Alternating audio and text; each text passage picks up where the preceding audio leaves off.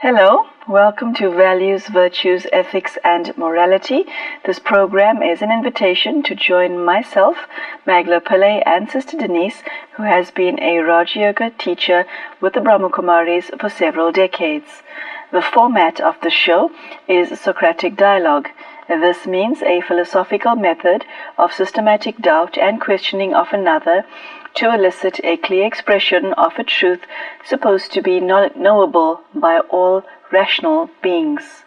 We will be taking up a wide variety of subjects related to moral and ethical values. We will be questioning some of the world's conventional views on these matters. We will analyze and dialogue the topics in order to gain greater insight and perhaps even uncover new foundations as to how we formulate our value systems. Everyone is concerned about doing the right thing. Paradoxically, it has been found that most people act against their own conscience. We will be investigating as to why this is so. Sister Denise, a very, very warm welcome to today's show. Thank you so much for joining us. Thank you.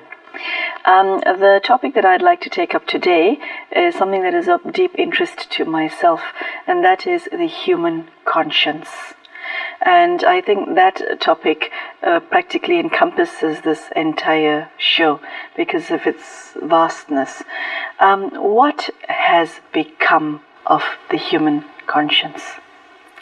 One thing I discovered in my thinking over a long period of time is that whenever a person does an action, even if it's a thought, a word, against their own conscience, then their conscience loses functionality. That means because most people several times a day do little or big things against their own conscience, that most people's conscience is not functioning very well. And that means that they cannot refer to it as they would like to.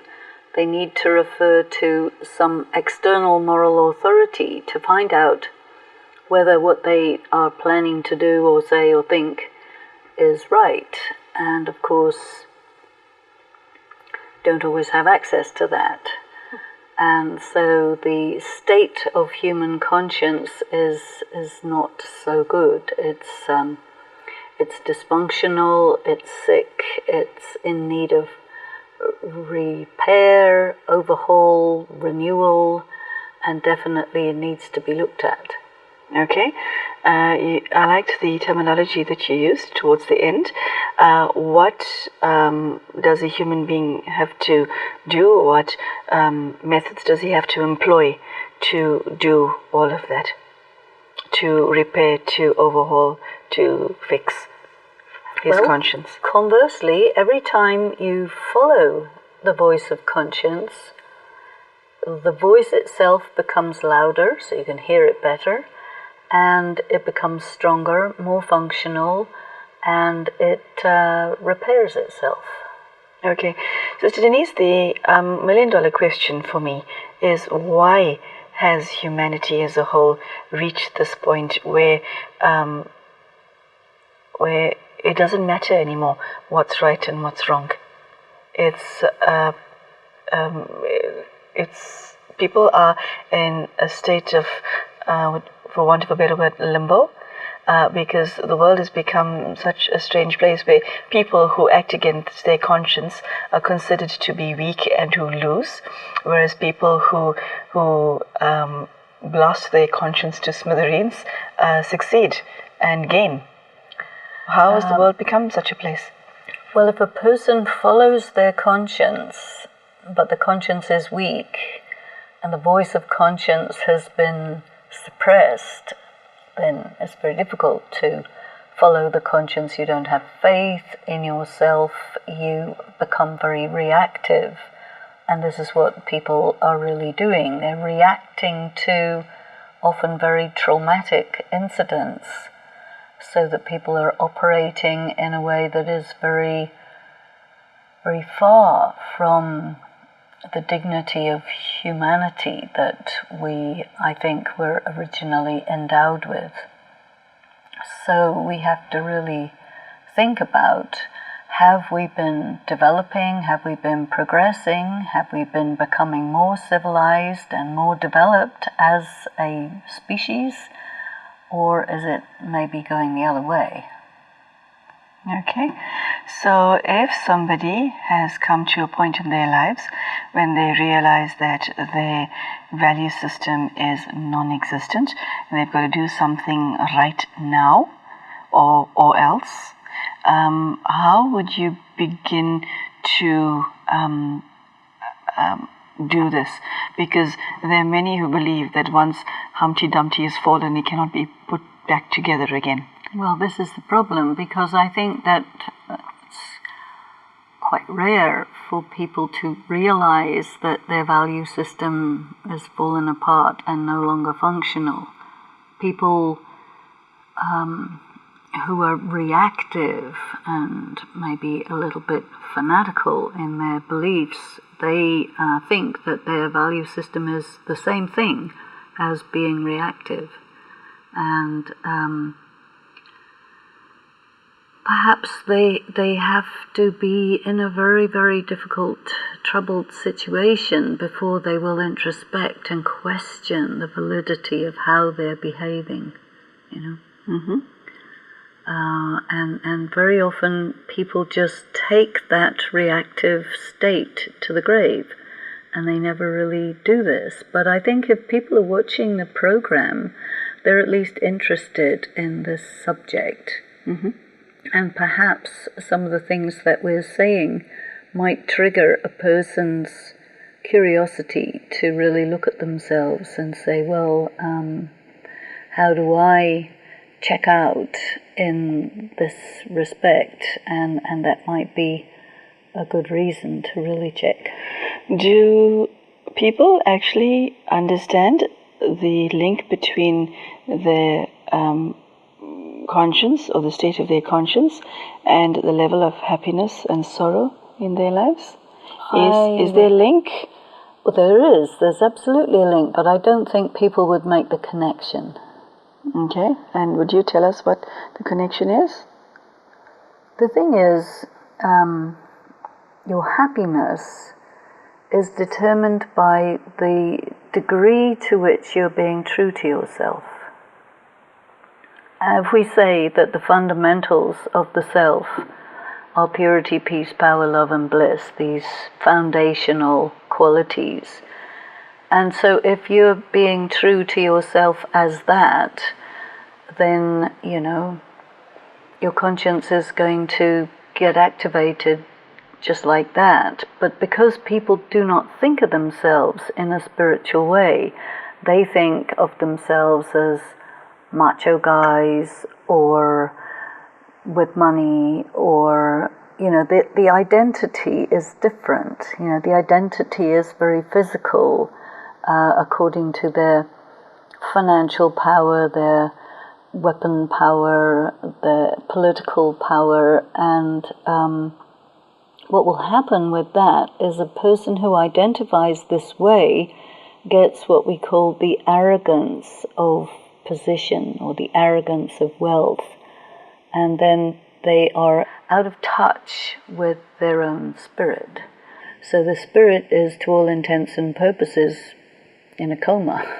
Mm-hmm. Not functioning. It's been sidelined, and so there is suffering. And then you can build in more arrogance to cover over the suffering, and something will happen where the suffering comes bursting through, and then you're not strong enough to handle it. So that becomes a very critical moment in a person's life, which might, in some cases, trigger a person to really look at themselves, but in other cases, it will trigger a person to become even worse. Are you saying then that anyone who's interested and determined can rebuild their conscience into something and become someone that they are proud of, as opposed to be ashamed of? Yes, because that's the origin of a person. You know, there is a problem in the external moral authority ideology, and that is that a person is fundamentally a sinner, and that the external moral authorities take it upon themselves to fix that person and make them good. This is not true. A person is fundamentally pure, and they stray away from that, or due to their personal weaknesses, they start doing things which are against their best interests, and so they start to suffer because of that. But it's simply a matter of returning to your origins rather than creating something that isn't there, you see. And for a human being to say, I will make you into a moral person, is in many ways the height of arrogance. Okay, so it's a journey of the self? It's a return to your origins. And so the premise that we're operating from in spirituality is to say that you are essentially, originally a very pure, perfect being. And over time you have lost power, you've lost your way, and so you've ended up in a situation which is very far away from your own truth. And by turning within, you can return back to it because you lost it by being so externally oriented. Okay, I think not many people understand that their conscience is within their own hands, but they've given up that power to others, and it's so good to hear you say that it is it's an individual thing. It's not necessarily a collective thing. Sister Denise, to what extent does one need external support to rebuild one's conscience? Because the image that comes to my mind is of a bricklayer. You building it. You have to build your conscience brick by brick up again, and in order to keep the wall, you've got to adhere to it in the first place. Okay, so to what extent does external support play a role, and where is such support available?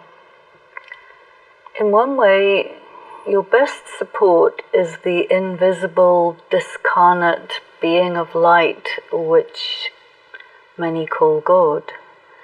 And once a person really starts to think about these things, what that does is it activates your connection with God and brings God into the picture so that you can start to receive help from that, because God responds very well to, and very powerfully, when a person takes a step of courage. And it's one of the laws of spirituality. You take one step of courage and God will give you 1,000 steps of help. But that step of courage is a risk. So when a person does that, that's a big thing, you know. And so not only will they get help from God, but very often they'll get help from very high-minded people who will say, look, this person is really trying to get their life together. Let us, you know, give good wishes, let us give support, let us participate in this, because the human spirit is yearning to become full, complete, beautiful, to return to that harmony and purity from which it has strayed, and in which it is very uncomfortable. Sister Denise, I have a friend who often says to me the following: I'd love to be peaceful and serene, she says, but unfortunately, it's only when I lose my temper with the people around me at work that I achieve the results that I want. When I speak to them in a calm and collected manner, they don't listen to me. And the reason I'm using this as an example is because many people find that if they are a good person, in inverted commas, they aren't taken seriously, they aren't respected. But whereas if they show their dark side, then they get results. I think that there is a problem here. And the problem is that the conventional ethical ideas have given a message that if you are speaking with authority, that's your dark side. That's a lie. It's when you're completely out of control that you're in your dark side. So if a person is speaking firmly and powerfully, that's part of their good side. That's not anger, you see. But I think that in the desire to get people, women in particular, they will give you the message. So if you're authoritative and firm, then you're unfeminine, and that's really bad. We don't like unfeminine women because they're scary. And so it's a kind of a propaganda exercise to get a person to buy into the idea that speaking with in a weak way is good and speaking with authority is a vice, but they haven't quite told you the truth. And I think that is where we need to challenge the prevailing message. Okay, so the second part of my question was people find that if they act from their dark side, then they see results. And so they think, why bother being a conscionable human being? Why bother doing the right thing? Because it's people don't take me seriously. People in the corporate world would say this. People who are the top of their profession in most spheres would say that they've got to cross a line before they get respected, seen or heard, whether you're male or female. Somebody else will say to you, I live in a country where corruption is the order of the day. So what then? One of the things that spirituality says is we're actors. And an actor who is performing forcefully, powerfully, they are always in control of what they're doing. Which means it's not their dark side. The dark side is when you lose control. When you're in control, that's not your dark side. Now, you will say to me, but we have a lot of examples of people who are really coming from a very evil place and they look like they're very in control, but they're disconnected from their heart, you see. So in that respect, although they may be very cool, they're so cool as to be ice cold. And so in that case, that person has become disconnected from their sensibilities, so that is also out of control. So we're really looking at very different criteria, very different approaches than what you get in the conventional way of describing what's good behavior and what's not good behavior and where these lines are.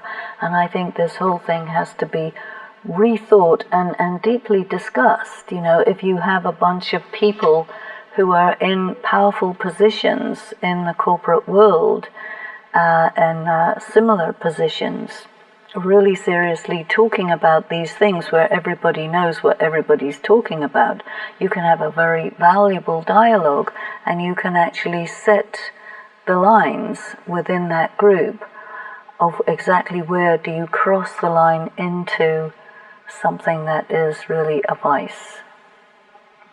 You see, because if you say being spiritual means being meek and mild, that's propaganda.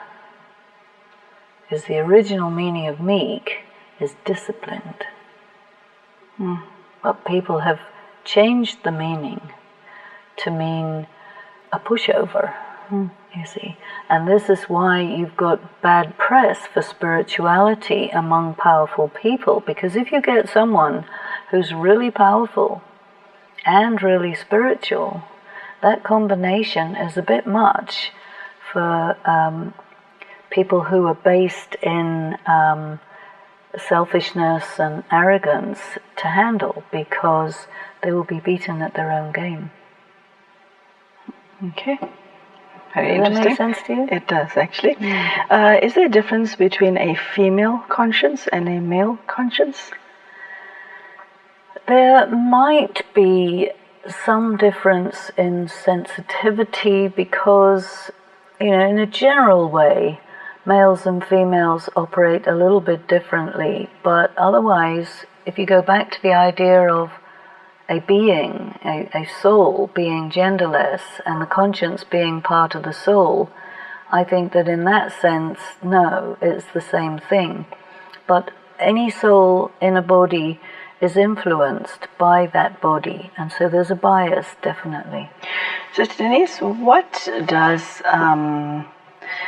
role does pain play in the human conscience?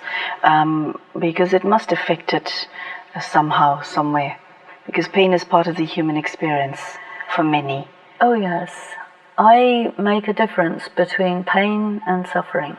Okay, what is the difference between pain and suffering? And for me, pain is mandatory, suffering is optional.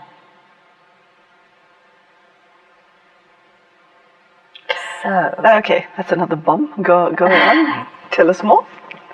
Pain, I find, is a very great teacher. And pain is something that people cannot manage very well and don't have a very good relationship with. So normally, people's relationship with pain is, they think pain is bad, they don't like it, they will do anything to avoid it, take drugs in incremental doses, up to morphine's about the best painkiller, but it's highly addictive. So it's very important for a person to understand their pain, because I think everybody has pain. And if you ask a person, what is your pain? That's such a deep question, because it goes to the place where you have buried your sorrow and your trauma and your the Achilles heel, you see, that's your pain. And if you do not go there, look at it, make it talk to you, find the lessons that pain has to tell you, because your pain has to come out. It doesn't belong in the soul, so it has to come out. And it comes out, and if you can't endure it, then it's unbearable suffering. So it's very necessary to sort of expand yourself to the point where you can endure it and embrace it and make it come. And then you become free from what is really known as sin. And to me, there are two kinds of sin. One is negative action that you have performed, causing suffering to another human being. And the second is suffering that you have taken from another human being who wished to make you suffer. That is also sin for you, because that is also a pain that goes in your soul and contaminates it, you see.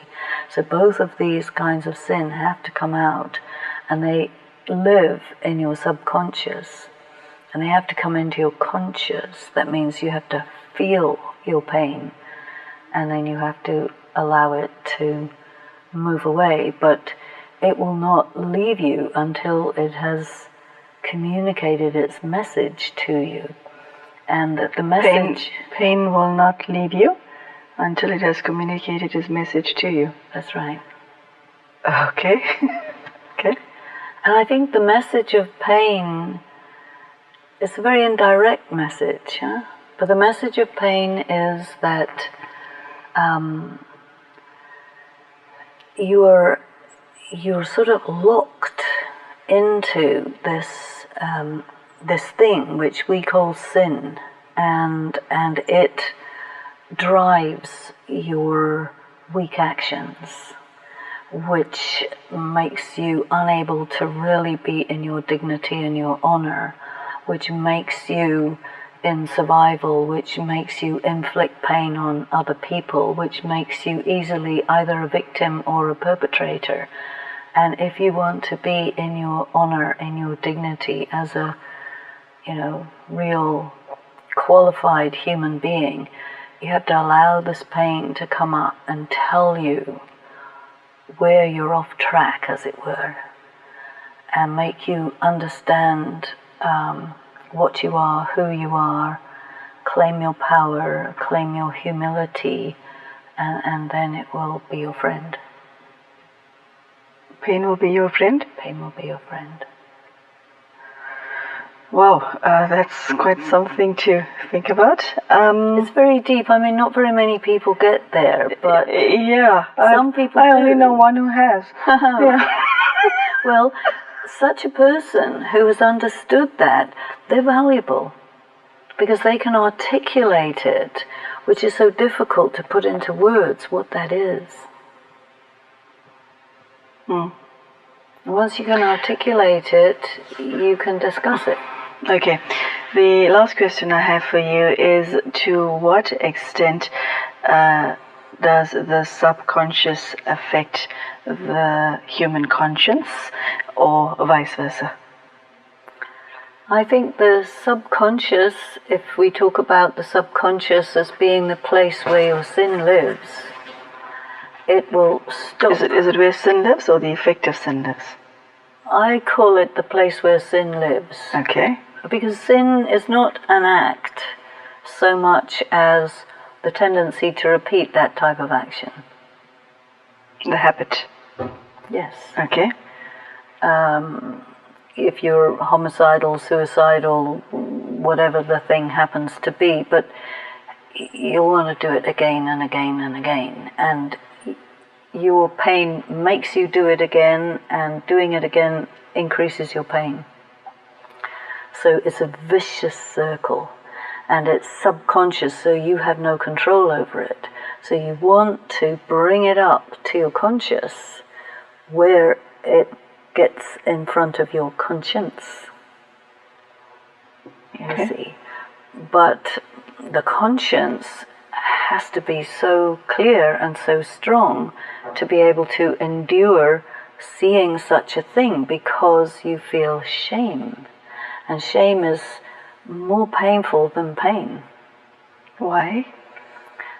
Because it hits you so deep in the soul that you are unworthy, you see. Because you have done, and things have been done to you that are so against what you are as a human being that you cannot bear it, so you bury it, you see. Because it's unbearable, you just deny it. You see, so denial is a very important factor in this process, and that is what stops the conscience functioning. You see, it says there isn't anything like that, doesn't exist. You see, and so the conscience that's strong says, no, there is something. We need to go there. We need to take a look. We need to bring it out. And you have to find what are the triggers to bring your pain to the surface. And those triggers are sometimes very gentle things. A young child's smile may cause your pain to well up into your conscious mind that you just can't stand it, and you have to run away because you have such a strong emotion, much, much stronger than the baby's smile would normally elicit, but it's because it's triggered that very deep pain. It could be a fragrance that is associated with what put that pain there in the first place. It's very, very deep, in a way, psychological work, but it is a reality. And if you want to have a clean, clear conscience, which is a very desirable thing, then, the price of that is, okay, whatever it is that's down there, the monsters, let's bring them up. And one of the things that happens in spirituality, if you do very heavy-duty meditation, you can open up the gates, because your subconscious is closed, no access. But sometimes if you do very intentional, very deep meditation, Socratic, you can open them. Then the monsters will come up, and then you have to deal with them, rather like the labors of Hercules. That is symbolic of this, that all these things that are down there. And the story of Hercules is all about what he has to do to atone for the sin of eating his children. The 12 labors. I see. Unfortunately, Sister Denise, we have come to the end of an exceptionally informative half an hour. What I gained from today's talk is Sister Denise spoke about the human conscience, what it has become, what has influenced its current condition, and the most important message that Sister Denise has shared is that irrespective of what you become or who you have become, you can rebuild your conscience and rebuild your life and become something and someone that you're proud of. Sister Denise dropped a few bombs like she does in most of her talks, and she stated that part and parcel of rebuilding one's conscience is to face one's own pain and in a sense to make peace with one's own demons. I took a lot from this talk, and I hope you have as well. I would hope that you would take whatever you've learned today to your friends and family and take this conversation further. Thank you for joining us, and goodbye.